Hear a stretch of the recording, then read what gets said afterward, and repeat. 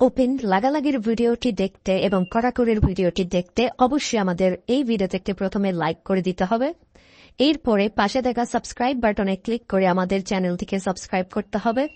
এরপরে পাশে দেখা নোটিফিকেশন বেল আইকনটি অল সিলেক্ট করে আমাদের ভিডিওটি সম্পূর্ণ দেখতে হবে।